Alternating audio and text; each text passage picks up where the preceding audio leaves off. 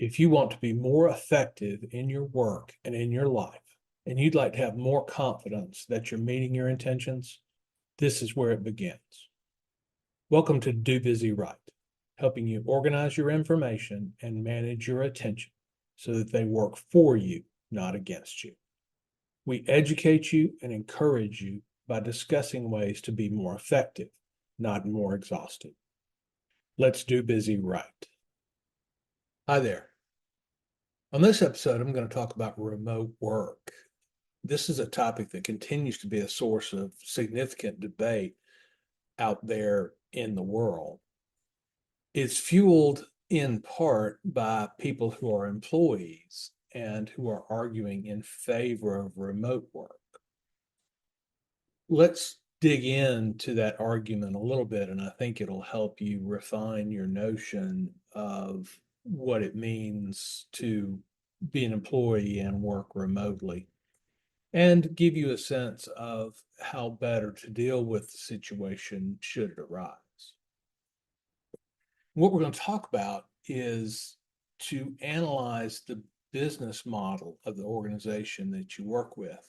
And I'll talk about what a business model is, and to think about what the employment contract actually is and what it actually covers. I hope that we'll be able to develop a better understanding from the employee side of things and be perhaps less demanding about this topic, a little more understanding. I think we all agree on a lot of things here. Remote work is certainly a thing that's possible. Technology has put us in a position where there's very little that depends on your physical presence at your office from a visible standpoint. For most jobs, you can do most of your task work from home. You have a computer at home, you have a printer at home, you have Wi-Fi at home. All the things are there and available for you. And I think that most people, and there's a number of reasons here, I think most people are more comfortable at home and desire to be there for whatever reason. And that's certainly something that is out there now. Employers agreed to this during COVID when everybody had to go home and had to figure out how to be productive there. I'm not sure that measuring that productivity was high on anybody's list of things to get done at the time. We were all trying to keep our businesses open. But there was certainly a period of time when the company said, nope, go home and work, you'll be fine. It's the best we can do. So we all agree on that. Now, there are people who say, I miss the office. I've got friends who miss going into their office, and their office has been closed and they're all remote workers now. Miss the camaraderie and the chit chat. And I agree with that. I see the point. I think we need community. I think if we get isolated, then we lose something. There's a certain camaraderie, relationship building, those kinds of things that go on best face to face. Eventually, in these arguments, what I hear most people talking about, they tend to argue in favor of their own convenience. And I saw this on LinkedIn, and somebody pointed out that, hey, if I'm at home, then I can do laundry during the workday, and it doesn't take away from my productivity. And that means I want to make the best use of my time. And if I have to wind up doing laundry on Saturday, then I have to stay at home the whole time when I'd rather be out doing something else. And this was the argument on LinkedIn. I'll say, let's recognize that that's a personal convenience argument. I don't think anybody is arguing the technical facts of the case. I don't think that anybody's saying, oh, no, if you do your laundry during the workday, that makes it worse for you. don't think that anybody's saying that, oh yeah, it's the same thing. You can, on Saturdays, you can do laundry and still go on a 2-hour hike. You can't. And these are the trade-offs. So I think everybody just grants all of those arguments. Nobody needs to know that you believe that working from home is more convenient for you. But recognize that that is the argument that is generally being made at the end of the day. And a lot of people put up a lot of different things, lots of different nuances to this argument. But most of what I see, and I've followed this a little bit, most of what I see is people saying, well, it's more convenient for me to work from home. And that's not just the laundry argument, that includes the childcare argument, that includes the commute argument. It includes most of the arguments that I've heard at the bottom line is it's more convenient for me. It saves me money, it saves me time, etc. And that's a fine thing to ask for. I'm not arguing about that. And I don't think anybody disagrees with that. The counter argument tends to be about productivity. And I don't think we made use of the opportunity to measure productivity when we sent everybody home with COVID. We were too busy provisioning everybody that wasn't already provisioned. And at home, we were too busy trying to figure out how to work while sitting on our bed with a 2-year-old in our lap because our daycare is closed too. And I think we all were challenged at that point, and there just wasn't time to do the productivity measurements with the natural experiment that we were given there. But recognize that almost always, in fact, I couldn't think of a counterexample, and I put it out on LinkedIn to see if my people could think of a counterexample to this argument, and I simply didn't see it. The point I'm making here is that there are other arguments presumably available other than a convenience argument, as I've laid it out here. I just haven't seen that. And we'll dig into it. So one of the posters on the LinkedIn, Sam said, if you can self-experiment and you can demonstrate empirically that your value is equal or greater working from home as it is in the office, then there you go. You've got a whole different argument. But most of us can't do that. And I don't mean can't in the possible sense. I think can't in the reasonable sense, in the know enough about the situation sense.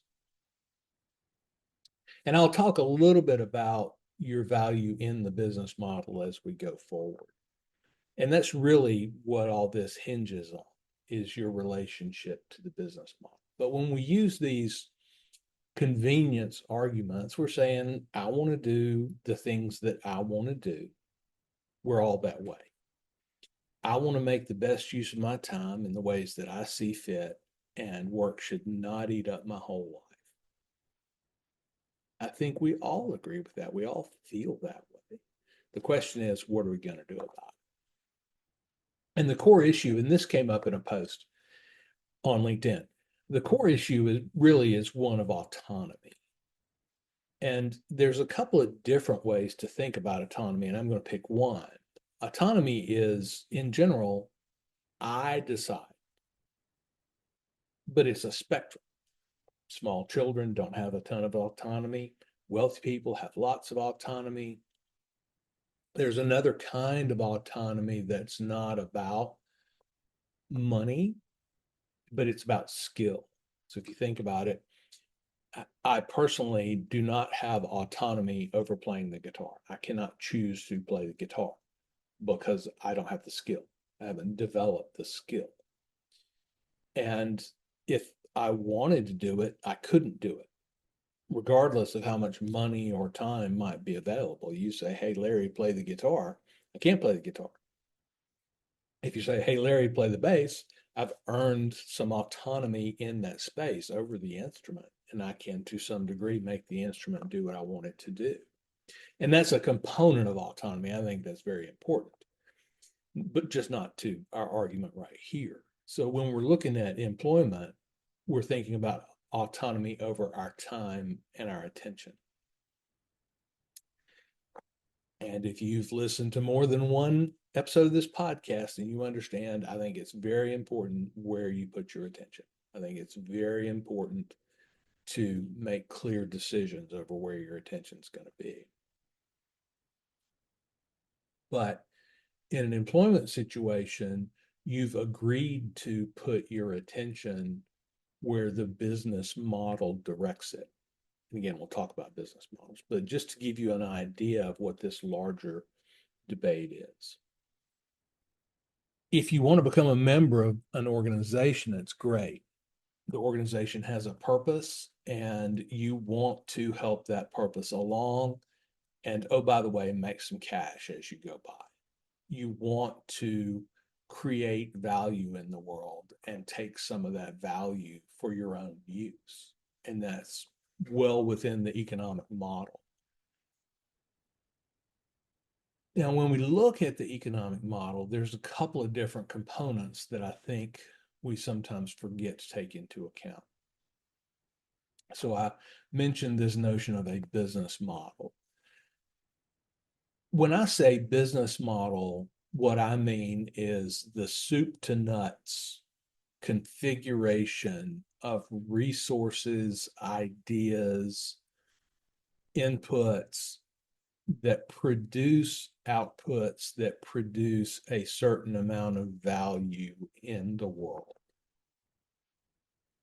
Entrepreneurs do this all the time. They think about their value proposition as they're building their businesses. When we define a business model, there are all kinds of different business models, and I'll have a few examples later that I think are particularly interesting. The business model is simpler if we think about a product, but it doesn't have to be a product. A business model for a product is we're going to produce a physical artifact, and the market values that artifact at some amount of money. And the business model is all about how do we produce that artifact in a way that it does, in fact, achieve that projected value out in the world. We're in the widget making business and we think we can sell our widgets for $59.99. Well, there are different kinds of widgets that sell for different kinds of prices. So the business model concerns how do we go about constructing the widget in ways that people will pay us $59.99 for. When we think about that, that's what the entrepreneur does. That's what the business owner does, is they put together the pieces to produce this output that has value. And then the business brings that value in and pays for the things that made that value production possible. This is the business model. And the business owner, I'll say, can be defined as the person who owns the business model, how we're going to do this. And it's very complicated. The business owner is the one who has the right to alter, improve, remove things from the business model. They have that ownership because they've demonstrated the value of this idea in the market. But for our purposes here, the owner owns the business model, not the employees. So let's take an example. There's an entrepreneur out there in the world who builds widgets and values those widgets at $59.99 and is having trouble selling them at that price. And looks at the world and says, well, I believe that if we alter our business model such that our widgets are painted in a particular way, that they will actually achieve the value of $59.99. and I think I can get these widgets painted for a price that still leaves margin between the cost and the value produced in them.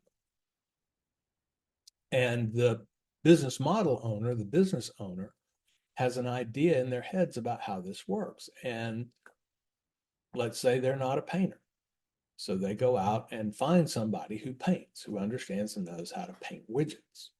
And they bring that person in and they say, okay, well, I think painting the widgets is a good idea. I think we should do it in this way. I think it becomes part of my business model and will help us get $59.99 price for each of our widgets. And the business owner gets to define that. The business owner gets to assert that and measure whether or not that winds up being true. And so they go get a painter and they say, hey, paint the widgets in this way. Well, if the painter they hire happens to be an impressionist painter, then the business owner may not get the paint job that they envisioned in their business model. Now, it may be better or worse than what they had in their heads in terms of value creation, but it's not a part of their business model, and they get to define that. And the point here is not whether impressionist painting is any better than any other kind of painting. The point is that the business model owner has the right to say, we need it painted this way. Now, the business model owner may not fully understand the technical aspects of how to get it painted in that way. And what's in their heads may not be possible. But that's part of the business model. And they're experimenting with this business model. What that means, and they do this in areas beyond paint, and they do it in business models that don't involve a tangible product. But what it means is that the business owner is the one who has the model of how $1.50 worth of paint is going to turn into $5.99 in the marketplace. And what they're doing is they're taking that painter and that painter's skills and helping that painter realize value in the marketplace. Now, of course, there are good and bad business owners. And there are business owners who don't share the value that's created. They don't share it appropriately. I understand that, but not every business owner is on either end of this. But a business owner should be in the business of creating some product and putting it out in the market where it has value, harvesting that value and using that value to compensate the inputs, if you will, to the process, and that's both people and buying raw materials. And in a product world, it's a little bit more simple because we can envision it a little bit better. But in any business, the business owner, that's what they own. And as an example, in a knowledge work business, the business owner doesn't even own the productive assets because the productive assets are people. And so in a knowledge work business, all the business owner owns is the business model. In a physical product world, the business owner may also own certain tangible assets like machinery and land and those sorts of things. But in many knowledge work businesses, all the owner owns is the business model. But regardless, that's their role. The business owner's job is to own, create, experiment with, and manage the business model. And part of that business model is to work to define the value of different roles in that business. So the business owner, within their structure, within their organization, defines the value of the painting that gets done. Now, there are lots of different business models and lots of different work arrangements and employment arrangements. And sometimes we think about contractors, and that helps enlighten us what's going on. And I'll use that because a contractor is most of the way towards their being their own business owner. And this will help us understand some of the nuance here. A contractor defines the value of their work. So a contractor is somebody that goes to the business owner and says, hey, here's what I do, and in my estimation, that's worth X amount of dollars to your business. And the business owner is free to say, yes, no, maybe, I don't need that. Yeah, I do need that, but I need it differently, these kinds of ideas. But as a contractor, one defines one's own value in the world and gets to go out into the world and test that value. It's the same thing a business owner is doing. They envision that a widget that's painted in a certain way is worth $59.99 to the world and in the market. But it's an experiment, it's a hypothesis. Now, over time, if the business is successful, they're generating data that the hypothesis is in fact true, and that's great. That's what we call a successful business model, but constantly gathering data on that. So to make the difference between a contractor and an employee maybe even a little more stark, let's use an example. And the example is a little bit lighthearted.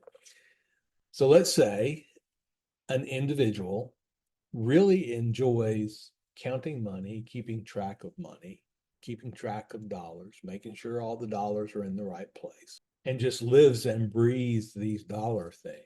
They enjoy the feel of the money, and they enjoy handing it to the customer, and they enjoy taking it from the customer, and it just delights them. Well, there are two models for how this person can generate value in them.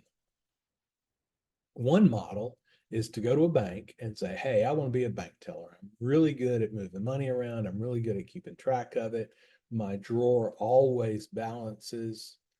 There's never a problem, and it's just something that I enjoy doing. And the bank says, well, we do have a need for that service. And we have a job available, and the job is a bank teller. So we would like to offer you employment as a bank teller. In our business model, a bank teller, that role produces X amount of value, and thus we can pay a salary of, pick a number, $45,000 a year to be a bank teller. And since you really love counting money and you're really good at it, we think you would thrive in this job. And so we're happy to offer that job to you. Now, there can be some negotiation at this point, but within the context of a bank, this person who loves dealing with dollar bills and is very good at it has a value, and that value is defined by the organization. It's defined by other inputs. It's defined by the fact that the IT systems work in certain ways, and that the lobby of the bank is not one of those traditional bank lobbies with the stand-up windows, but, and I've been to a bank like this, it's beautiful.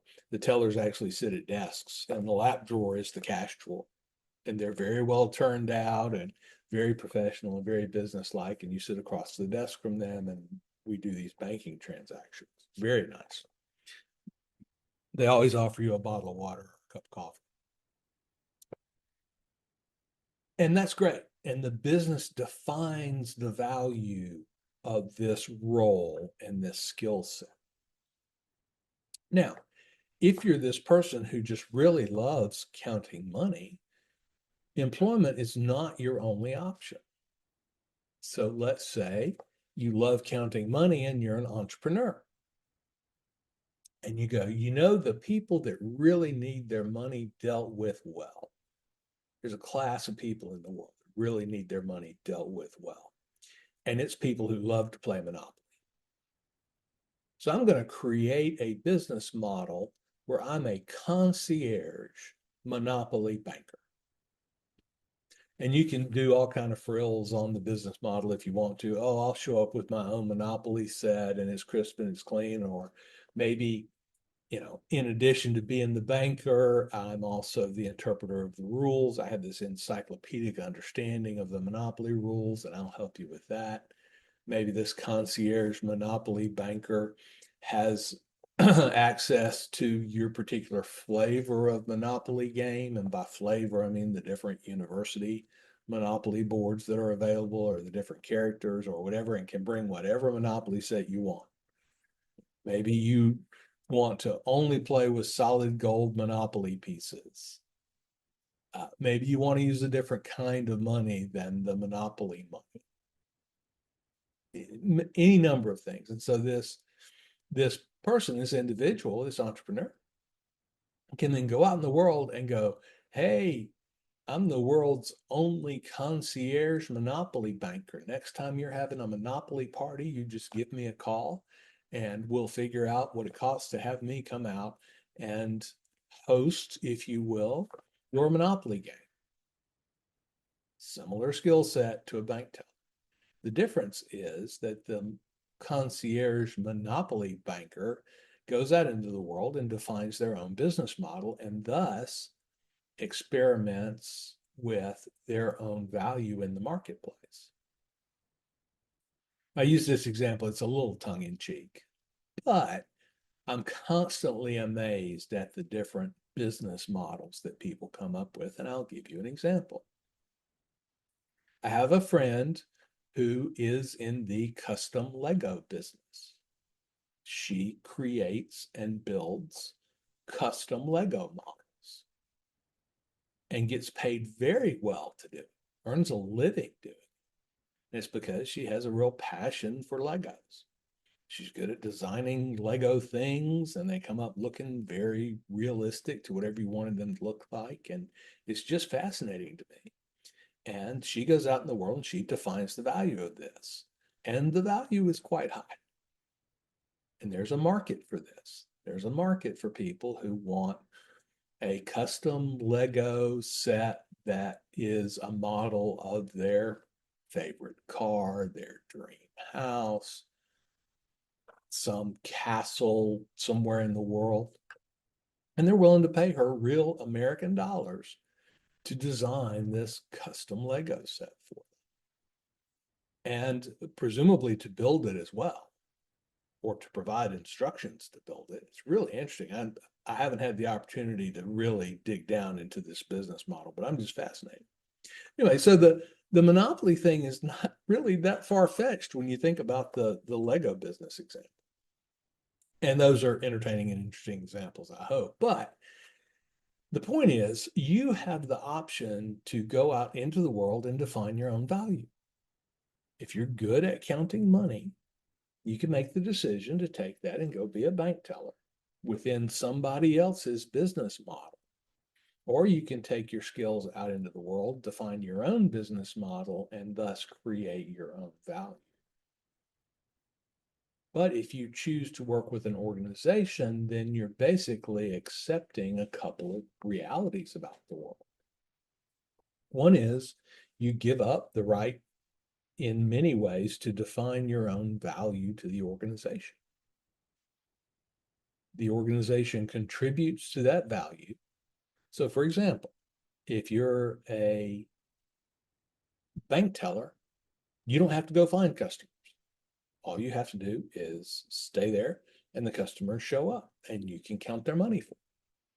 If you're in the concierge monopoly banker business, you're going to have to go out and find your own customers.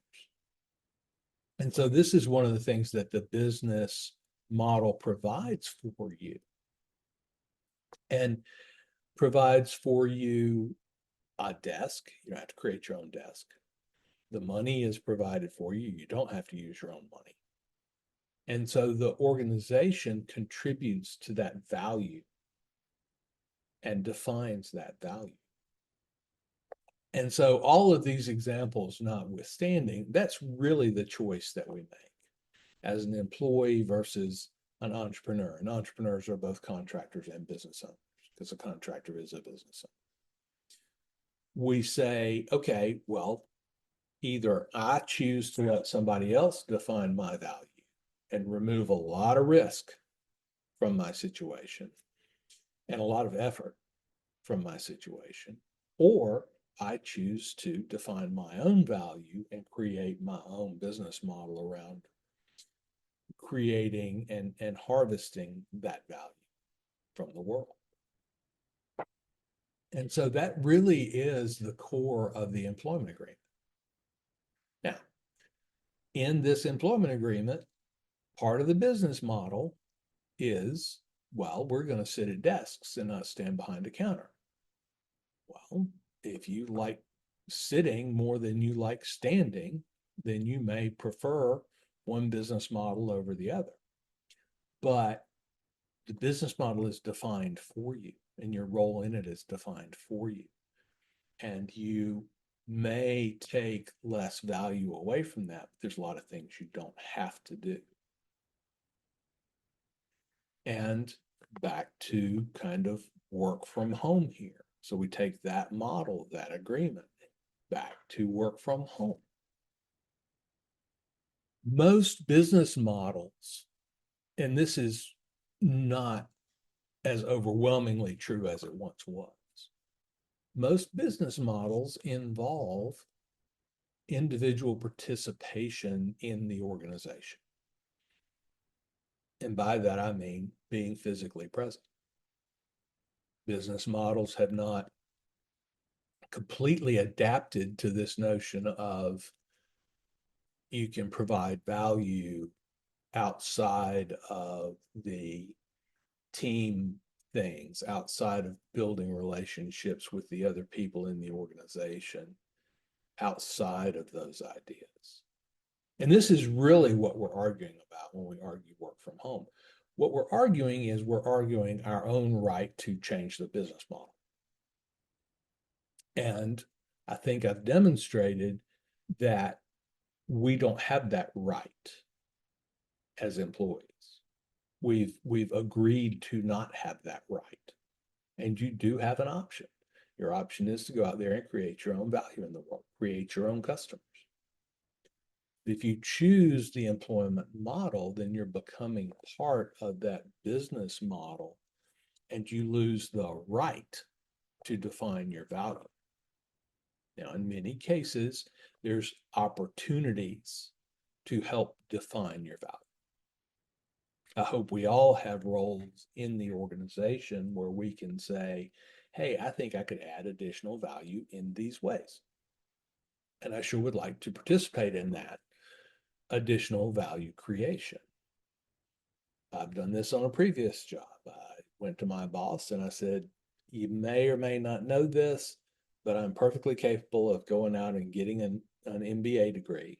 And with that additional knowledge, I think I'll be more valuable to the organization. What are your thoughts? And so I proposed a modification to the business model. But notice the thing that I proposed is I can add additional value. And that's the thing that I believe is missing from most, well, from all of the work from home arguments that I've seen. If you're not clearly defining how you're going to create additional value, then there's the risk that your value goes down. And a close evaluation of this, as I've said before, is very, very difficult. But when you propose that additional value or change to your value to the organization, you have to work to define what that additional value is going to be. And it's a conversation. You can say, hey, Mr. Business Owner, Ms. Business Owner, I think that I can add value in these ways. And since the business owner owns the business model, they have the right to say, I disagree with you. It's my business model. In my business model, here's the way we do things. If you would like to define your own business model, then you have the freedom to do that. You just don't have the freedom to do that within my organization. You can propose, and they can accept or decline. But be thinking about how to define your argument in terms of value to the organization. And that's where the convenience argument fails. The convenience argument is a one-sided argument. We can change this business model in ways that I get more value out of it, but I'm not giving more value through it. And the business model owner looks at this change and goes, well, there's a risk that your value actually declines. Oh, yeah, of course. You know, ask the employee, I'm willing to take that risk. Well, are you? So, one way to manage this, and this is probably a thought experiment, but feel free to try it in the real world. Mr. or Ms. Business Model Owner, I would like to make the following proposition. Working from home is more valuable to me than working from your office. And I recognize that my value to the company is not going to increase. So I'll be willing to take a pay cut to work from home. So now you're contributing, and the math is the math, but you're contributing the same value to the business at a lower cost. So you're net delivering more value. And I don't hear that argument very much. I don't hear people talking about, well, I went to my boss and I said, well, I'll take a 10% pay cut if you'll let me work from home. So who's taking the risk? Who's defining what value? And are we just making an argument from our own convenience? And anytime you're in a negotiation, if you're arguing a point that is beneficial to you, but doesn't confer additional benefit to the other party, that argument is not going to be easily accepted. So that's where we are. And just to make it clear, at the end of the day, that's the core of this argument is business value. What value is there in this role? And how can I fulfill that value proposition to the business? And again, most of the arguments I hear are very one-sided. They're about, well, it'd be more convenient to me. They're about, well, I'd be happier. They're about, I'd be more content controlling my own time. I'd save time and money doing it this way. But very few of them are around the notion of value to the organization. And I say that because as an employee, it's really easy to forget that. It's really easy to say, well, I don't have to produce value in the world. Well, a business model that has inputs that don't produce value on the output side is a business model that's not going to last very long. And so if you want to argue work from home, then that's every bit your right to do so. But it's not surprising that an argument from the perspective of one's own convenience is going to fall largely on deaf ears. Now, people say, well, we did it during COVID. That was a different time and a different situation.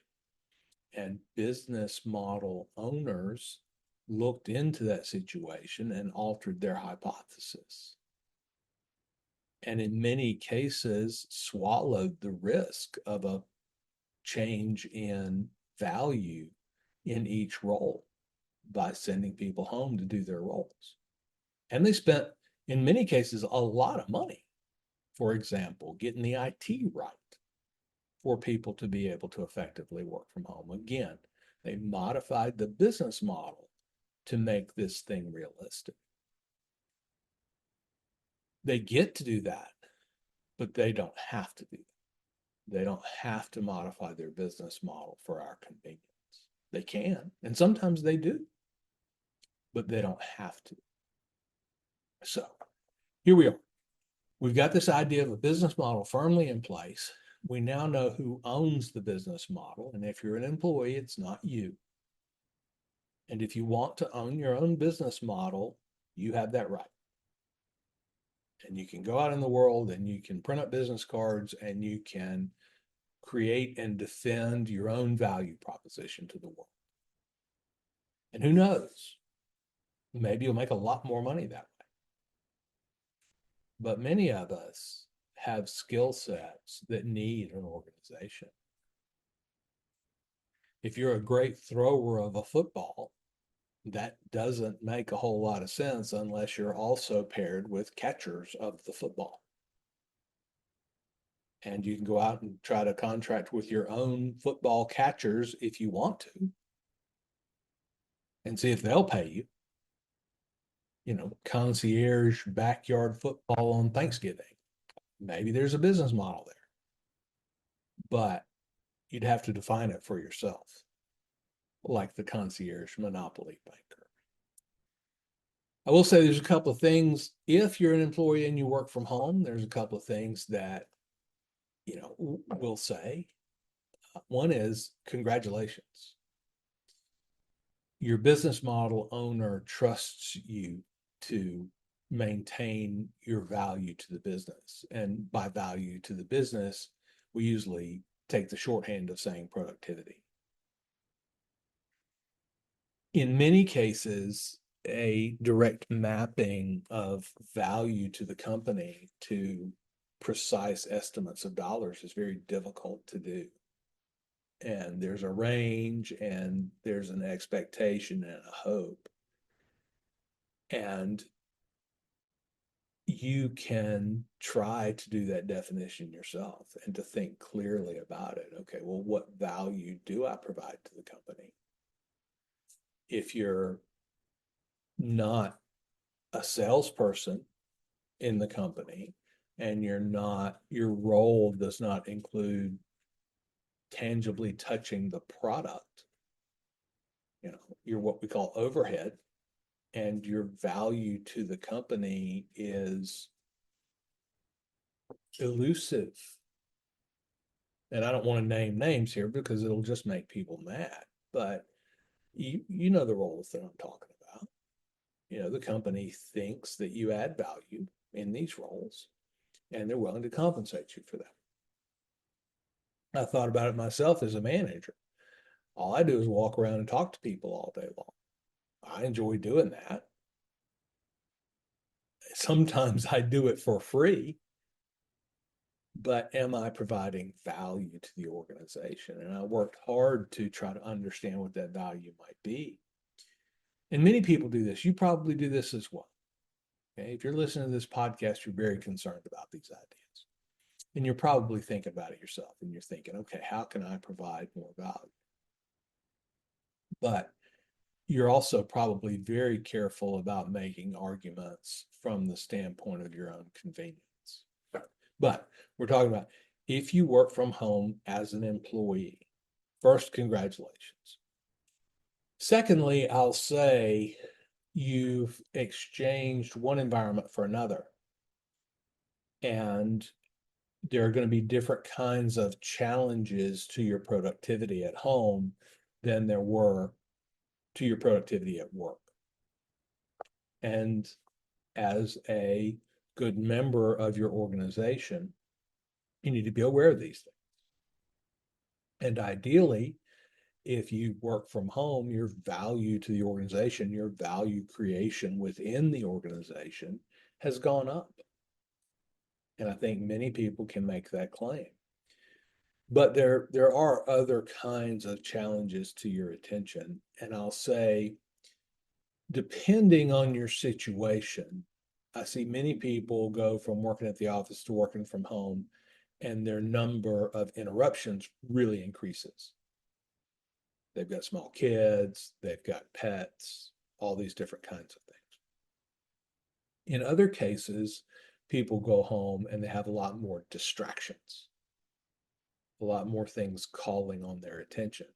Because at the office, it was everything around had to do with business. And at home, that's not true. At home, the laundry is at home.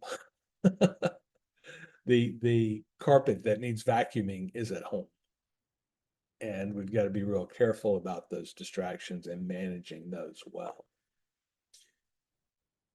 The early ideas on sending people home to work, and I don't remember the source of this, but it was well sourced for the kind of thing it is. And the bottom line on this was, if you send people home, your best people will get better and your worst people will get worse. And that means that, employees who are valuable employees modify their situation such that they remain valuable. And people that are trying to take advantage of it will take advantage of it. And I'm not saying anybody's in either one of these categories. I'm just saying that's the spectrum.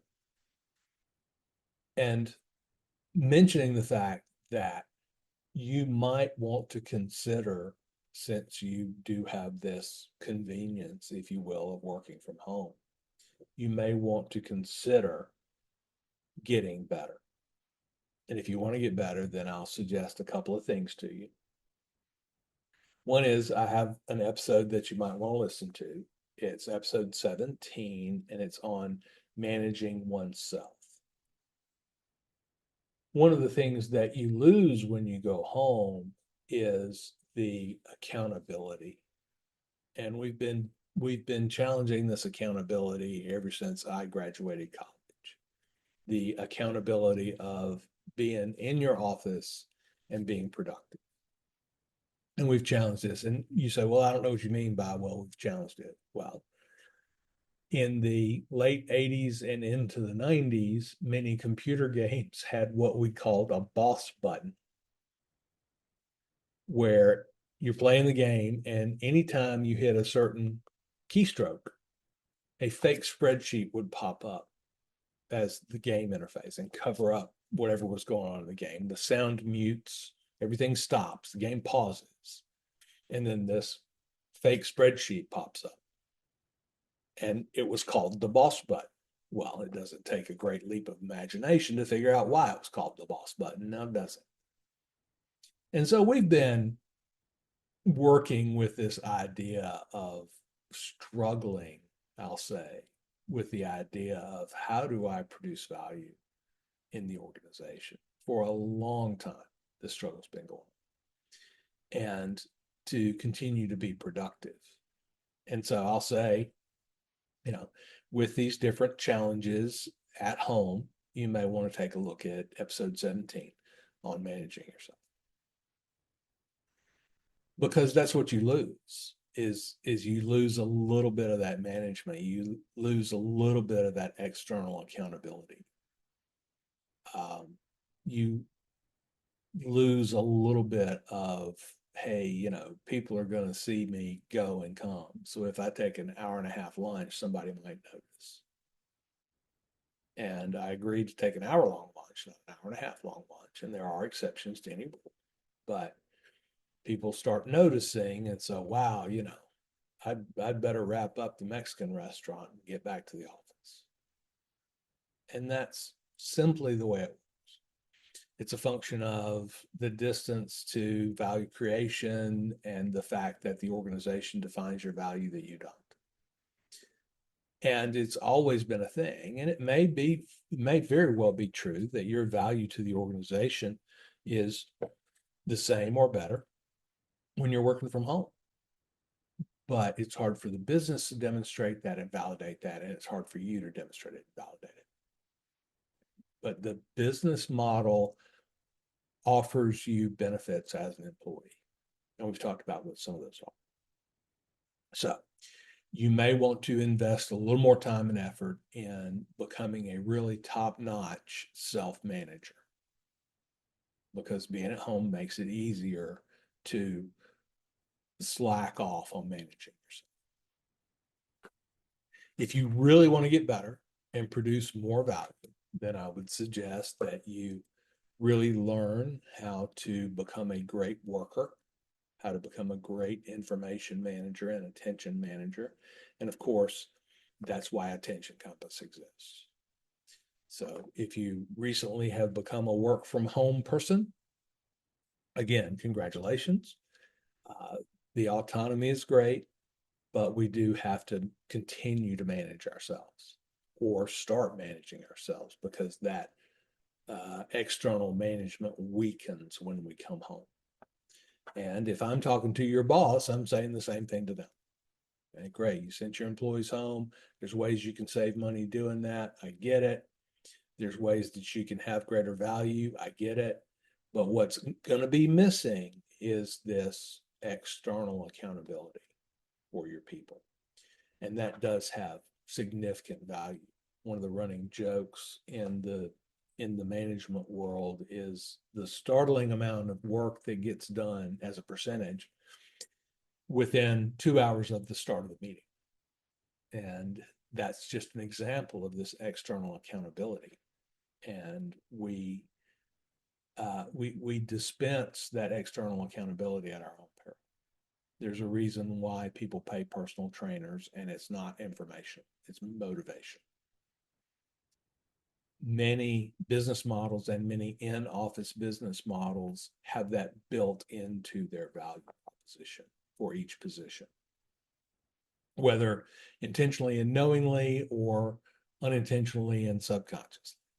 So just be aware of that. So if you want to be known as one of the better folks in your organization, then if you get sent home, get better, get more productive. And there are a couple of ways that we've talked about on how to do that.